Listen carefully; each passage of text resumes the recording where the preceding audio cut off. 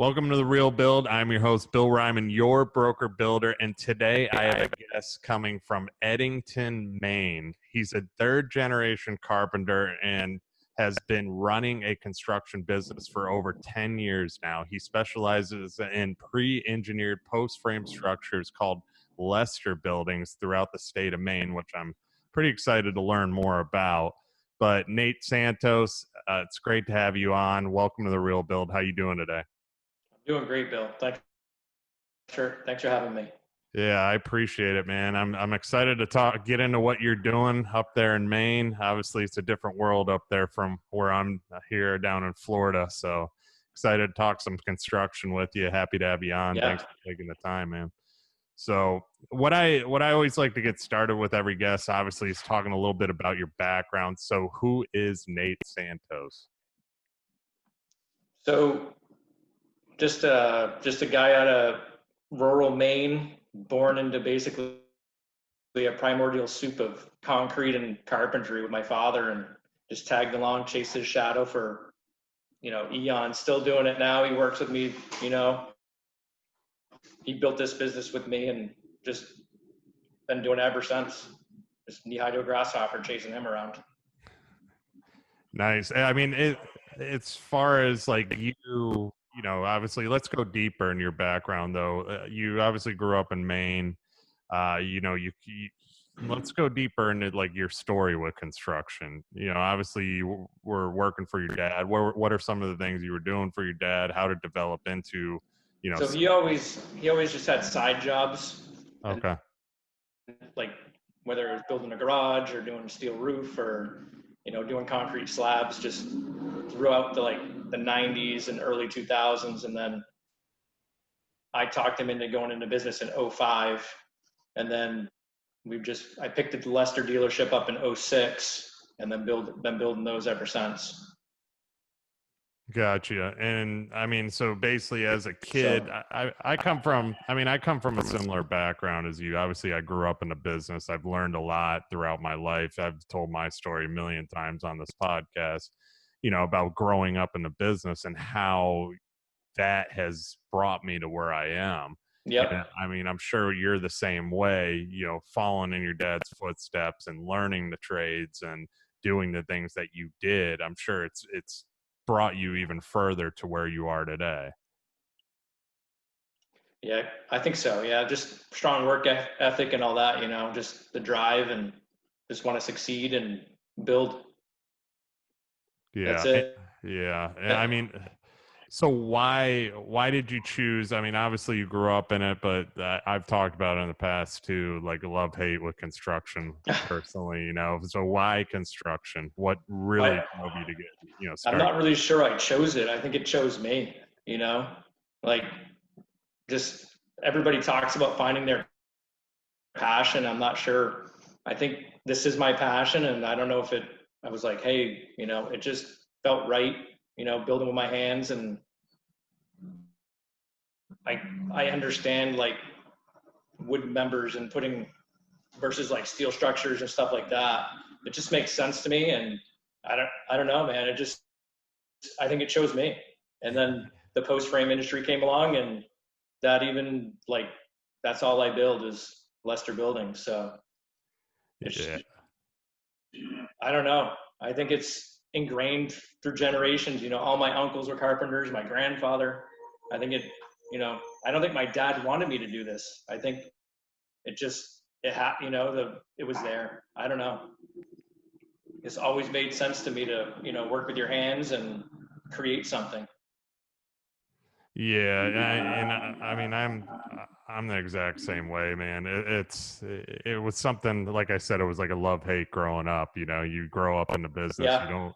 you don't really think it's going to be something that you're going to permanently do. You kind of, being a kid, digging ditches and doing the rough work, you kind of always have an ambition to kind of go somewhere else, or maybe play sports or do something. Obviously I played sports, but go further in sports, or even, just do something different with your life. But it's kind of engraved in you. You grow up in it. You learn to love it. You have a passion for it. I'm sure you're the same exact way.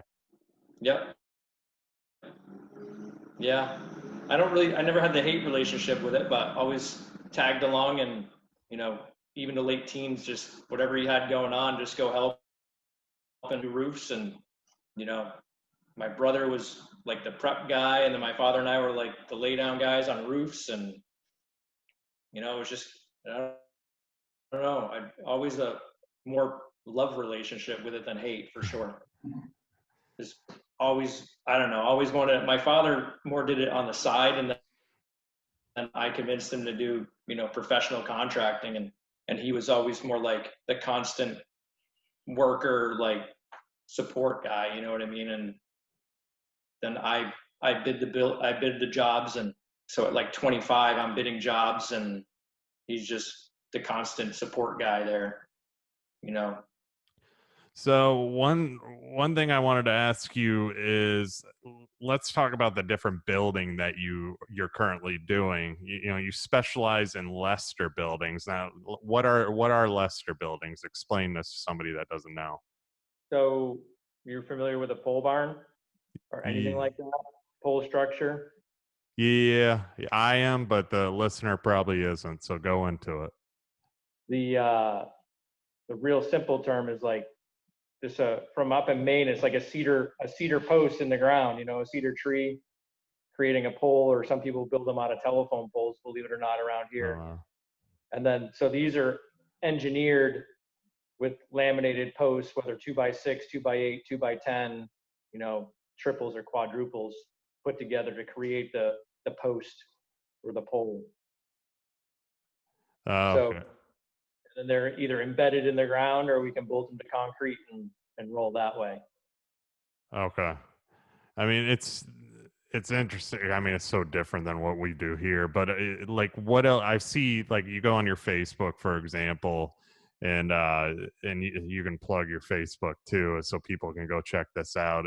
You go on there, you're doing all kinds of different things. You got man caves, horse barns, storage units, insulated. Like, let's talk about the custom. Are you doing custom homes too? Go get into some of the stuff you're doing, how it's done, you know, because obviously it's so different. I've had everybody's that I've had on from different areas of the country. I've had builders in Texas, California, Florida, you know, Oklahoma, all over the place. Maine is a whole different you know, whole different area. So explain how you're doing it, what you're doing. Let's get into more detail on your construction side. So the main difference from us would be frost depth, you know, which you probably have zero. We have, Yeah. you know, minimum 5 foot frost depth. So we got to get below that, pour a footing, and then build from there, whether it's, you know, the post structure directly in the ground bearing on concrete, or a frost wall or a foundation. So we can take any of the traditional methods that everyone else might use and then build off it, or directly, you know, below frost level with a footing and then bring your structure up. So we can do dirt floor cold storage buildings, where we've been building them that way, then pouring slabs inside and then insulating and, you know, heating the shop that way. We're building houses out of them, off of like an insulated concrete form foundation or frost wall that way. And then it it looks just like a regular house inside, just the structure is different. Huh. We've done car washes. I've done a church. We've done, you know, countless heated shops, municipality, you know, like garages and all that stuff. So, and then horse barns, dairy barns, you name it. So You're gonna go ahead. so you're building all these in that Lester building kind of style, with the like the post on the exteriors and stuff like, or is it stick built? How are you? What's the So it's from the slab up? yeah, it's a post every 8 or 10 feet apart, and then the truss bears directly on the post, and then there's purlins that are connected to the truss from truss to truss, and then girts from the column to the column. So our spacing is a little bit different than traditional stick built spacing. You know what I mean? 16 on center, 2 foot on center. Ours is, I'm stretching it from 8 to 10 to dairies 12 feet apart. And then there's just 2x6 or 2x8 members connecting all the trusses and posts together. If you can visualize that. Yeah.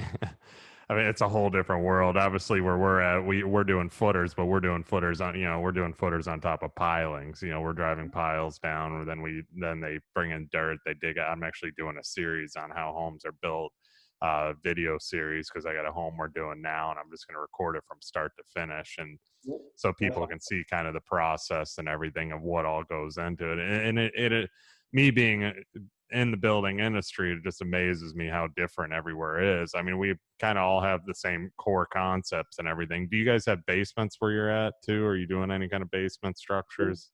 Yeah, full foundations, frost walls, and then most of these post structures, the shops and everything are just on slabs or slabs in between everything. So no foundations with those, but houses typically have foundations up here. Yeah, and I was looking on your Facebook too. Let's get into some of these man caves you're doing. What are the concepts? What are you doing for these guys? And talk about one of the coolest ones you've done. One of the coolest ones we're still trying to finish up. It's 40 by 50, full upstairs like Cape style, with a dustpan dormer and a farmer's porch on it, with no posts in the center of the floor holding everything up. So we have.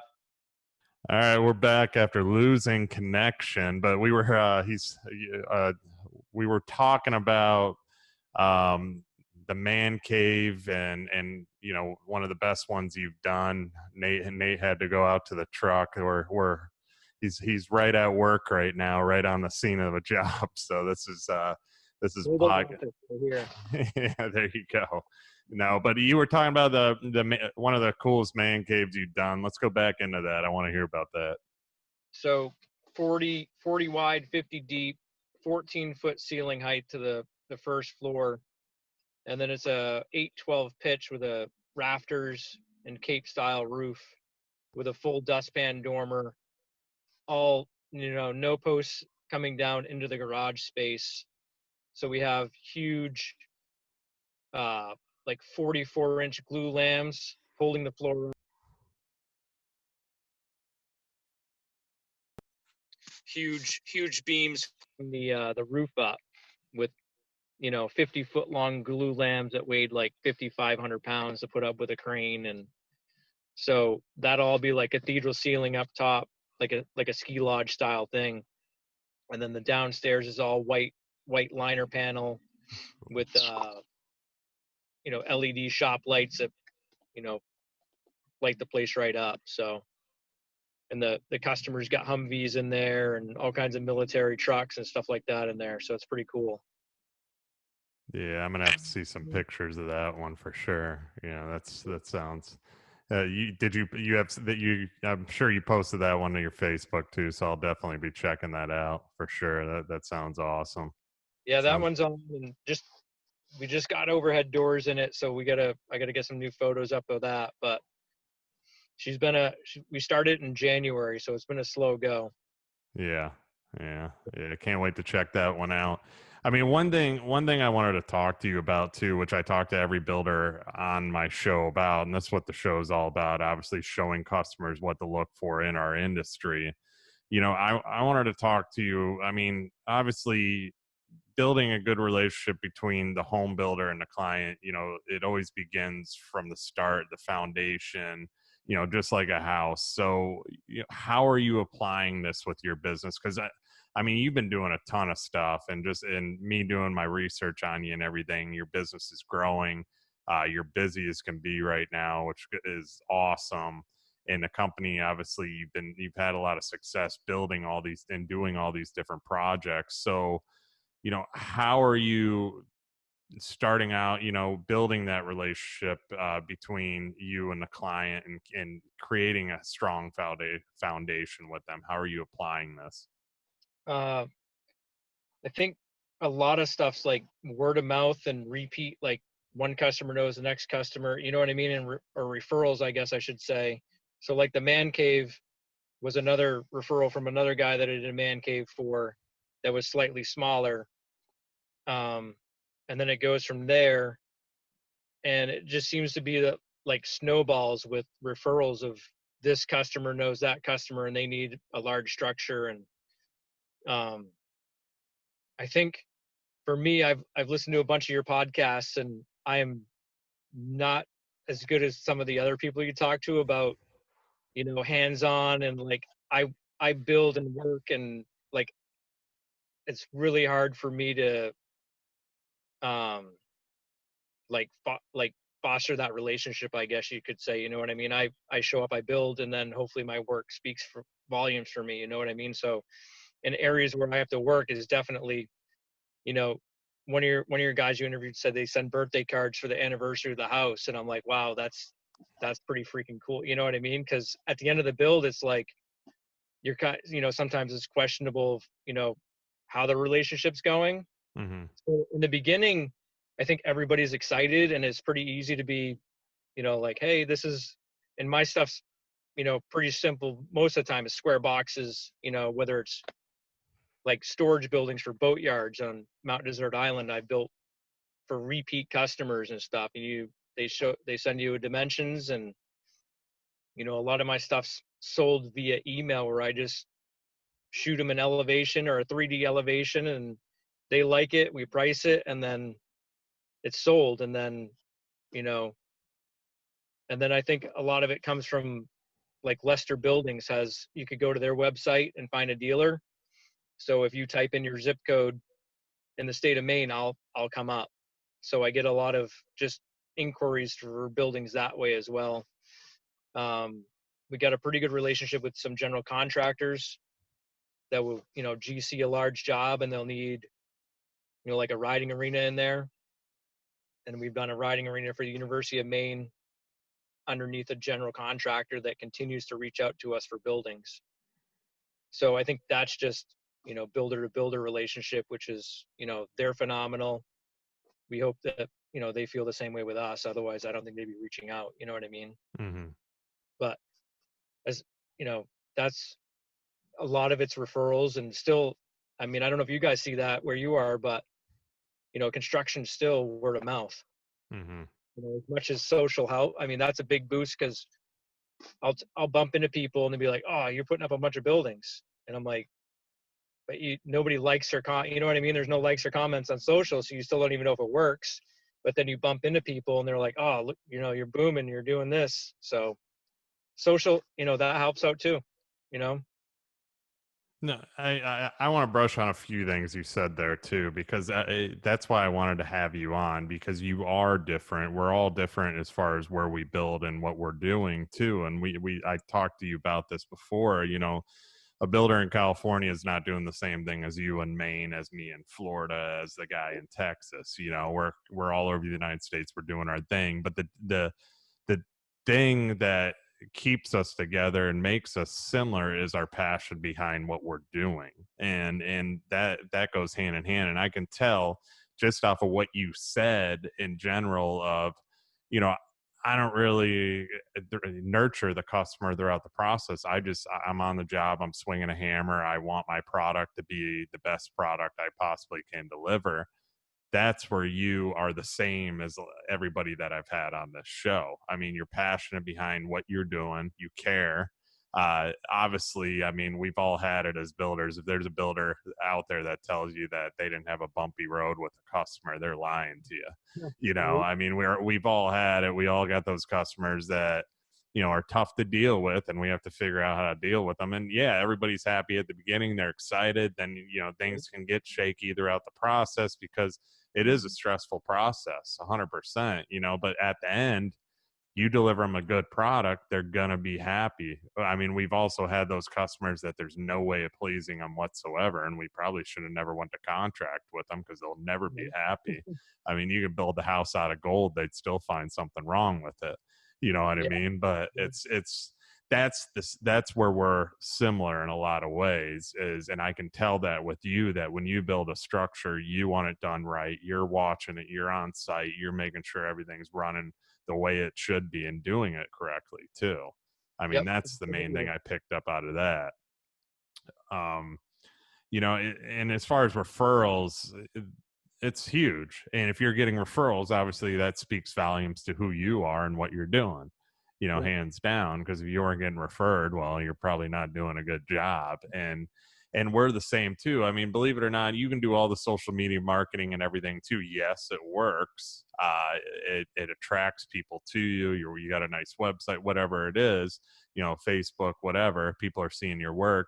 But the main thing, referrals are always the bread and butter in the construction business, because if you give that customer a good experience, especially in a custom build, they're going to tell their friends are going to go to their house or their barn or their man cave, and they're going to see it and they're going to be like, wow, this guy did a good job. I want one too. Who built this? Boom, referral. That's always our bread and butter. And usually those good customers are going to have good friends, and their good friends are going to come and have more good friends, and it just spans from that too, So that's, Yeah. I mean, what you said, that's what it's all about. I highly agree with you on that one too. But as far as, like how, I always ask everybody this too, because I like I said, I wanted to have more of a general discussion with you as builders, because your area is different and so on. So, how can we attend to the customer better, or how can you help your customers better? What can you change to make the experience better in your mind? There's always, we're not perfect. I Yeah. admit it too. As builder, we all as builders want to say we are perfect and we're doing it great, but there's always something. What can you change to make it better and make the experience better for your customers? I think the hard conversations about everything are, everyone beats around the bush about this or whatever, if there's a change or a delay or whatever. Those are always hard to have conversations with people. And then I think I would start new builds and explain to more like residential customers, not necessarily commercial, but I'm not sure if people are aware of the shortage of skilled labor, or perhaps even like delays going on right now with lumber, Mm. or just how everything's compounded from the original shutdown. You know what I mean? Mm-hmm. We're all screaming, we're all still booming, but like our building manufacturers 12 weeks out so if you and I decided to build a building, you give me a check, I'm 12 weeks to like a land materials. Mm-hmm. So that's always been, everybody wants everything yesterday. So that's like a hard conversation I've been trying to have with new leads is like, hey, you like my price, you like, everything looks good, but we're 12 weeks out to get a building, and my schedule we're probably into the new year just to get through my backlog and put you where you need to be instead of bounce around everybody. So the lead time I think is huge for me. And then the conversation of just the labor issue is huge I mean, I don't know if anyone else experiences it, but across the board for us, it's like, there's a one-man plumber show or heat guy that we work with, and he's right out straight and he can't find people, and then if you find people, they continue to show up. It's the same thing it always has been, but it seems to be compounded with the baby boomers exiting, Mm-hmm. millennials coming up. What's the number? For every 5 boomers leaving, there's 1 millennial coming up. Yeah. So to fill, those are huge shoes, So that's, I would love to see even like a millennial or Generation Z guy just latch on and, and just realize that they got, so much potential to go somewhere because there's nobody coming up to do it. So I think that's an aspect that's not really talked about a lot when you're all excited about a new build. You know what I mean? Everybody's excited, like you said, and it's, you start one delay on a job and then you get a hop to another one, and then everything's, backwards on you. Mm-hmm. All because, one thing got screwed up, or you can't find enough help, or whatever the situation may be. Yeah, no, I 100% agree with you on that one too. I mean, especially with the lumber shortage now, I actually, going off of that, I have a phone call with a customer. It's just, it's hard to predict. And this is what I said to the customer today before we have that conversation about, because I sent him my proposal. I got to go through the proposal with them tomorrow, and lumber is an estimate, because when I got lumber going up 160%, I think it's up 200% now. You go into Lowe's, a 2x4 is over $5. I Yep. mean, it's like, I don't know what to tell you as far. I got to estimate that number, and I'm probably going to shoot it high because I don't know what's going to happen. I don't know if Canada is going to open up and we're going to have have more timber coming into the United States. I don't know, Right. but because of what's going on, it's just these are things we have to factor in from the beginning and try and teach these clients that are trying to build, because there's so many of them right now that they have to have an understanding of the fluctuation in the pricing that we're dealing with because of the demand on construction too. Yep. It's not just where you're at, it's where I'm at. It's all over there, a lot of different areas in the United States. So that's a big point you made right there, big time. I mean, it's something that it's hard to keep, and then the labor issues too. I mean, finding younger people that want to work in this trade, I mean, it's hard, and not a lot of younger people want to work outside, especially in Florida and the heat. I mean, we're lucky enough to have a labor that he's not the fastest guy, but he does the work and he gets the job done, and that's the thing. And he enjoys what he's doing, but it was hard to find that labor, and he's a younger guy, and I don't know Yep. if he has any ambition in the trade. He kind of just likes doing what he's doing for us, but but there are other people out there, but it's rare. It's like you said, for every 5 boomers, there's one millennial that's willing to put in the work and swing a hammer. So it's something. It's a tough subject too. I mean, what as far as materials and everything, what are you seeing as far as shortage wise for material where you're at? The big one up here was pressure treated, and Yeah. then any sort of decking, whether it's cedar or whether it's PT or composite, everyone was doing decks, and everyone was ripping out carpet, putting in floors. And then the big one's the OSB jump on, the 4x8 sheet of OSB is like $25 up here in Lowe's, which I hadn't been paying attention because all my stuff comes up on tractor trailers. So I just unloaded on the job site, go to work. And my father mentioned it. He's like, yeah. So the next time I went in, I'm like, holy crap, Yeah. I need to make a post about this because I can build houses without it. If we do like steel siding, we can pretty much eliminate the underlayment of the OSB or the plywood or whatever. So I'm contemplating doing a post about that on social just to make everybody aware. But it's crazy. 12 years ago it was $5 a sheet. Yeah, no, I agree with you. And like that's what I said, like going back to the thing at Lowe's, going in Lowe's and seeing how much a 2x4 is, Yeah. when it was just, I almost fell over when I looked at it. It's all material. It's and the labor's going up too. I mean, even with like where we're at with hurricane shutters, stuff like that, that's all aluminum, all that kind of stuff is through the roof. Electrical's gone up. I was talking to my electrician, a lot of supplies with Lutron and stuff like that, has not doubled, but it's increased significantly and then he's also said a lot of electricals increased because you can't get it. I mean, like the people are doing it, staying at home, doing DIY projects and stuff like that, and they're buying all the supply. Well, what's going to happen? The suppliers are going to up their prices, so it's just it's a whirlwind. I mean, it's crazy how much stuff's getting to be. I mean, believe it or not, where we're at, buildings actually still not too bad. I mean, yes, it's higher, but it's actually better to build than buy an existing older house, because the older homes are so dated and need so much renovation work that they're like, I might as well build new, Yep. and get what I want. So we're seeing a lot of that. I don't know if you're seeing the same thing where you're at. I'm not particularly, just because we're doing, we built a house. We finished up a house out of one of these kits in the spring.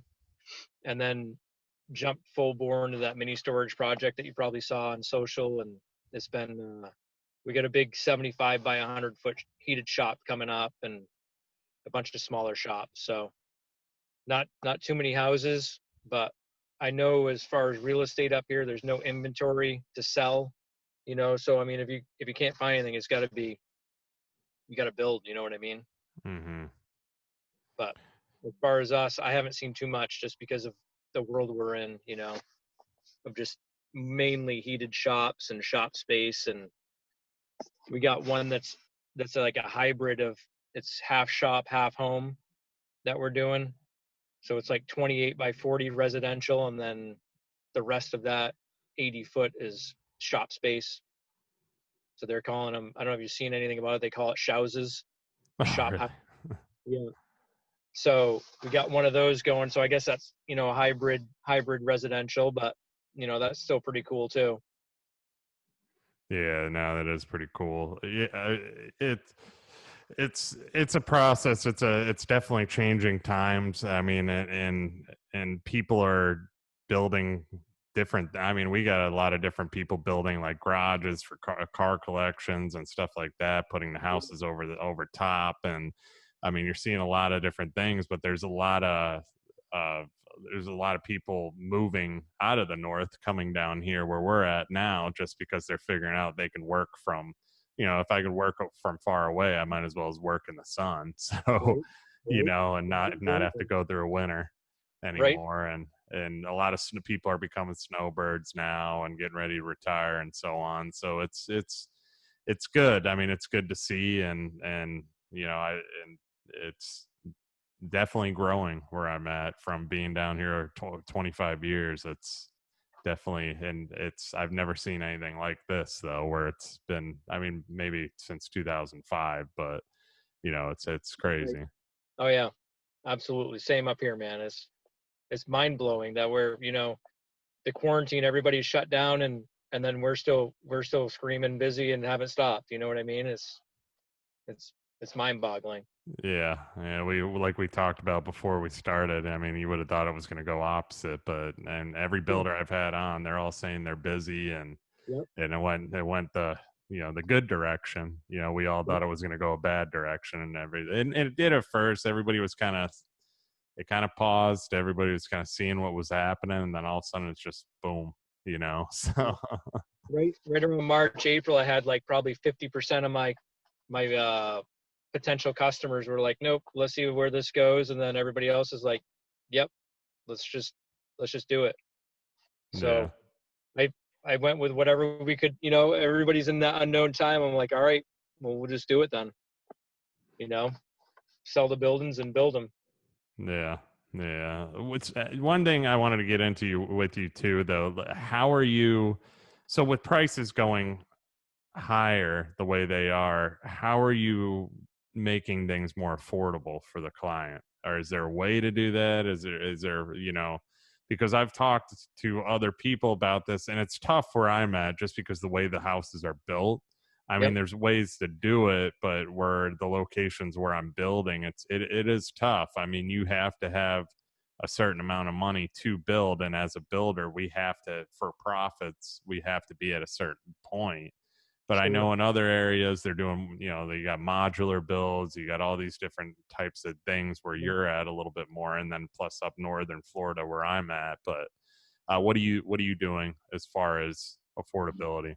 So one of the things we're doing is I guess I'm eliminating your OSB and your vinyl siding, and I'm putting metal siding on your residential structure, which is kind of a craze or kind of a fad of like barn homes, I guess.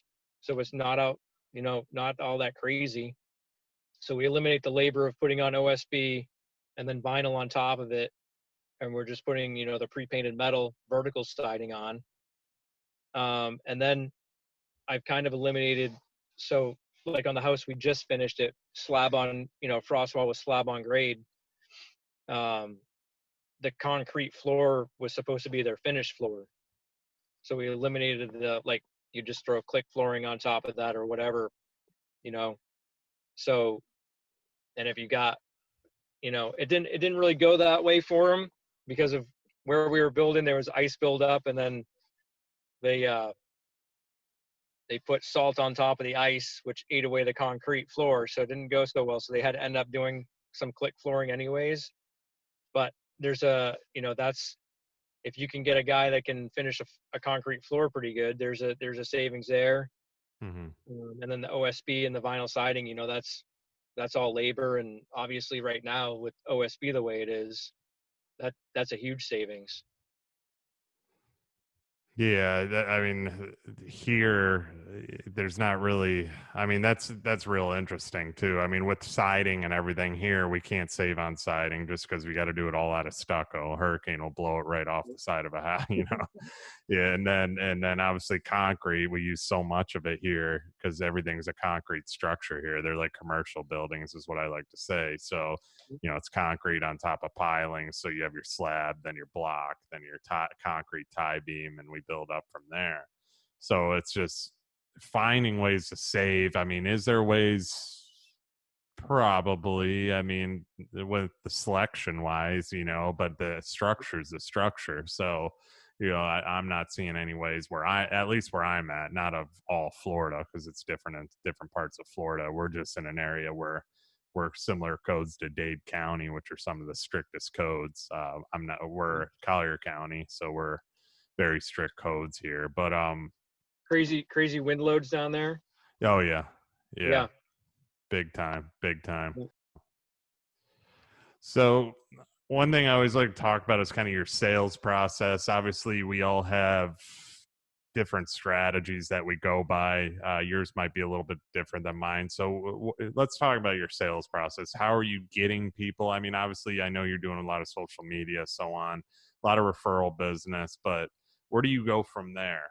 How do you sell them? I mean, your product, how are you getting sales and doing as much volume of work as you are? So sales through like Lester will send me a lead via email.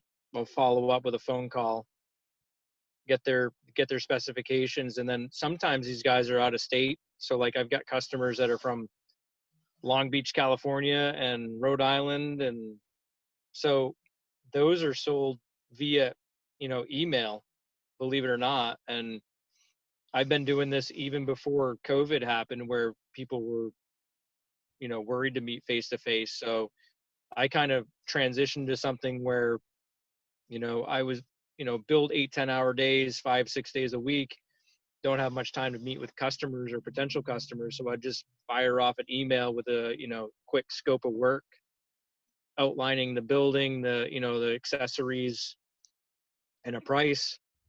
And then if they like it, with the elevation, stuff like that, either, if they're local, try to meet with them, or sometimes they'll just, with COVID, they're kind, everyone's kind of a little gun shy sometimes, and it's 50-50, but, and then we'll meet, in person and go over the details again. And, then we do a contract with even more specifications, payment outline, all that stuff, and to go from there, and then order the building and put her up.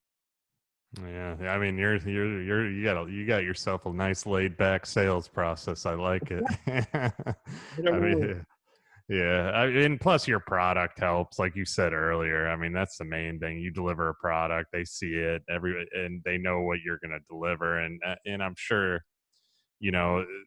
it's something you're doing so many different things too, and the quality that you're putting out there. And that's another thing I wanted to talk with you about, because obviously quality material is so important, and I know that's probably what you're doing. So how are you delivering more quality versus just doing something cheaper? And because there's so many, I mean, I'm sure you have a lot of competition too, and there's so many of these builders that are trying to undercut you, but they're obviously doing it somewhere, whether it's behind the walls or whatever. How are you, if somebody's walking in, wants to build something in Maine, what should they look for in that aspect of a quality builder? So just for the product standpoint, we have the engineering behind it, where, if you go to the lumber yard, you order 40 by 60 kit, your truss is going to be engineered. with these buildings, every component's engineered from, you know, the fastener size of the metal, the column size. You know, these guys are running machine stress rated lumber for roof purlins and sometimes even wall girts for, you know, wind load up here is pretty crazy too, 90 to 110 rated for. They just released a couple years ago their own standing seam roofing that doesn't need a decking underneath it, so we can fasten it right to the roof purlins. So we can, you know, I'm sure you guys are, I'm not sure if you guys run standing seam, but that's a pretty expensive product. Mhm. When you get new construction, if you had to, you know, put plywood down or whatever, there's an added expense. So I can kind of eliminate that, just sort of like the wall steel with, you know, no OSB. And then I think it's just selling, you know, me, or, you know, back in the day it was my dad and I, and people like the father son, you know, relationship to sell buildings. I think the engineering has a lot to do with it. Maybe, you know, Lester offers a lifetime structural warranty for, you know, if you bought one as an individual. So I think that helps. As far as, I think disadvantage, I got to truck them up the East Coast because they come out of Virginia. So, you know, if you go lumberyard kit, you have free delivery, you know, within a radius or whatever the lumberyard. So I have, you know, the cost of trucking, and then I have the engineering built in. So I have two added costs, I think, that I have to fight, you know, per my competition. So I think the knowledge and the passion of what we offer, you know, I think that sells as well, you know, not just the low cost. I mean, I try to keep it as, you know, competitive as I can, but I still have, you know, I can't change material costs, you know, Mhm. nor can anybody. But I Mhm. guess they could lower their labor rate, you know. So I think we've always just tried to sell the product and sell the, you know, the finished product of being very functional, and whatever the end use is. If it's a heated shop, these things heat awesome, you know, and I hear it time and time again, you know, and we're doing 18-foot high ceilings, you know, and in a shop, or 20, you know, with Mhm. radiant in floor radiant heat, and, you know, pretty super insulated for what we do. So I think Yeah. that just the end product sell, you know what I mean? And hopefully people like me, and, you know, I think Yeah. I think people can figure out I'm pretty passionate about, you know, about the process and the product, and what we do. Yeah, I mean, it goes a long way. I mean, I'm the same way, and I've preached on this on my show multiple times how passionate I am. We're father son. Do you know? My brother's with me too, and yeah, that does go a long way because my dad was always passionate about it, and he's obviously instilled that in me and my brother to where, you know, when we're doing a punch out. I was filming it the other day on my Instagram of, you know, how picky we really are, from even going inside a small closet and marking up doors. And, you know, I Oh, saw there's a teeny little gap in a cabinet panel, which it drives me crazy. The customer probably wouldn't see it, but it's something that cabinet panel should be completely flush the whole way yeah. down and not even have that teeny gap that nobody would probably see, but I saw it, you know, and I marked that too. And my cabinet guy actually came the next day. He's like, "Who blue taped the hell out of these things?" And I was like, and he's like, "Ah," and I was like, "Yep, welcome back." You know, so we mess with each other, but he knows. I mean, they know how picky we are. Even our painter, you know, when our painter comes in there, he's looking at all the tape, and he's just like, you know, here we go again. But we want it done right. That's the thing, and people see that, and it goes a long way too, because, you know, we're not building the cheapest product. I always say we're not the cheapest, we're not the most expensive, but we're we're good price, but, you know, we're not, it's just we're passionate behind what we do. We're going to deliver a superior product for a reason, you know, and people when they see that, it that's what it, you know, reciprocates itself to where they, you know, they tell people, like we went back, we talked about the referrals of everything too, and and it just makes sales that much easier, because not a lot of people are willing to go that extra mile in our industry, I think, and Yeah, it's hard, unfortunately, you you know. know. It's hard to either, it's like the hard conversations where, because it's either pride or money, it's one or the other, where it's going to cost you both to do it Yeah. right, you know. And if you're marking up your own stuff before the customer marks it, that's what you're telling me, right? You go through and mark up your own Hmm. stuff, and then you fix it, and then you give them the opportunity to do the same thing. Hmm. Is that your punch out? Is that your punch process? Yeah, I mean, we do it. I do it a couple times actually. So I just went through, the last couple of days.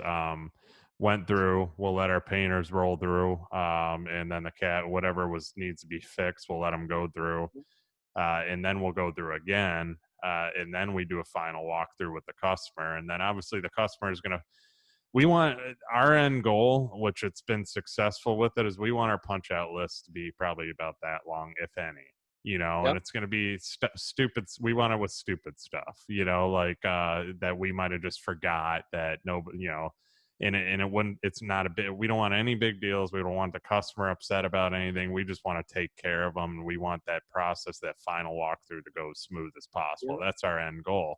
So if that takes me taking my time to take a day and walk through the thing, blue tape the heck out of it, because I literally look at every little thing. And if it takes me driving my cabinet guy nuts and my painter nuts, which they've worked with us long enough to realize what they got into working for this builder, Right. it's just, Right. it's the right way to do it. And people respect that too. I mean, Yeah, that's the thing. It goes a long way. that's a good process. Yeah, yeah, and it's worked for us big time, and it's something that I'm passionate about too, because that final walkthrough, you want as little to no headaches or questions by the client as possible. You want to hand them the keys. That is it. They're happy. They're thankful. They're happy as can be. They're ready to move their furniture in.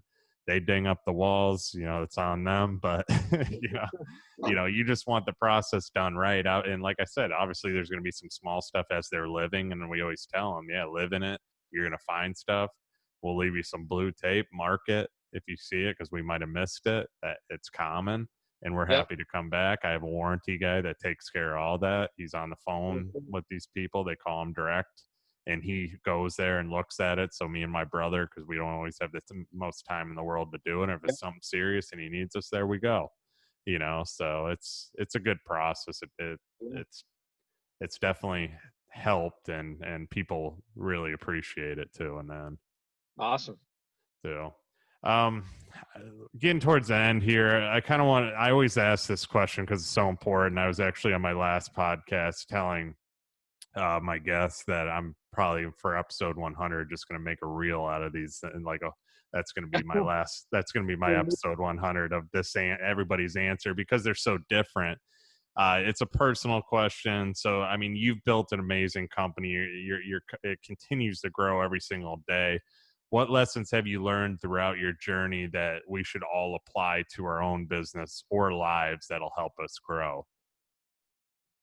I think I don't rely on the past sales or the past successes of anything. And you know what I mean? I don't just, well, we built a 60 by 110 shop over here, so it's just going to continue to grow. Like we did a 60 by 200 boat storage building, and then the next one after that was 20 by 30, a little 3-stall horse barn. So I think staying humble is huge, as far as the next sale, previous sales don't dictate the next sale, and stuff. I think that's my lesson, is treat every customer as, their project is huge, and try to sell it that way and try to build it that way. And like I said before, I don't necessarily hold hands while I construct it, but the end product will speak for itself. And that's what I try to do, is stay humble and just try to remember that, coming from nothing, and still you got to sell every building as if it's it's not going to happen. You know what I mean? Like, it's not guaranteed. That's for sure. So I Yeah. think that's the lesson I learned is a long time ago. I thought with these buildings that they would just fly off the shelf, and it's taken a long time to build up the referrals of just having multiple buildings and people know people. It's time. That's the other thing is everything is probably slower process than you would think. And yeah, I just think treat everything as if it's maybe your last one. You know what I mean? Like, I'm not basing the next one off of, the mini storage project we have going on. You know what I mean? So I try to just sell everything as hard as I can and go for it. Yeah, no, I love that answer. That's a really good answer too, because it's true though. I mean, you should treat every project the same as. I mean, if I got a 20 or a 2,000 square foot house, I'm treating that customer the same as a 8,000 square foot house. Treat them the same. Stay humble too. Don't be cocky in what you have and what you're getting. I mean, treat it like it's the first one you have. What you said right there is awesome, man. That was a great answer. Great answer. I mean, yeah. I've had great answers on that. That's why I love that question, because everybody answers it different. That's why I can't wait till episode 100. Everybody listening, wait till episode 100, because you're going to get the highlight reel of your life right there. Anyway, continue. I always ask this one too, because everybody asks about your past. Nobody asks really about your future. So where will you be in 10, 20 years? Where do you see your company going? What's your long-term vision? Whoa. Yeah. We want Santos Custom Builders to be synonymous with the post frame, industry at least in the state of Maine. Mm-hmm. If there's a pole structure going up, I want people to say, oh, that must be, Santos Custom Builders or whatever. I'm hoping my boys are involved. They're 7 and 9, so in 10 years they'll be 17 and 19. 20 years, geez, hopefully I'm kicking back, but hopefully we're still selling them. We got rentals on another business, so hopefully everything's just moving smoothly up there. But yeah, the big thing is hopefully my boys latch onto it and want to come work. That's kind of my dream, but who knows?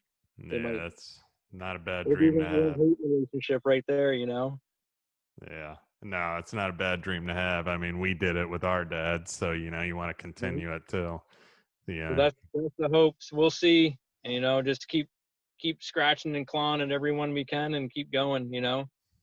Get them working now. My 7-year-old runs our skid steer, so Oh, he's nice. all into the equipment. So There you go. Yeah, I yeah. was doing that. I was probably doing that at the same age too. So that's awesome. That's awesome.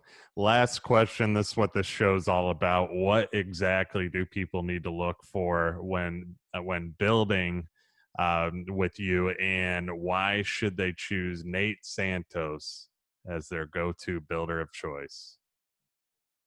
Well, they should choose me if they want a post frame structure for sure. And in the end, I think the product we deliver is just phenomenal and superior. And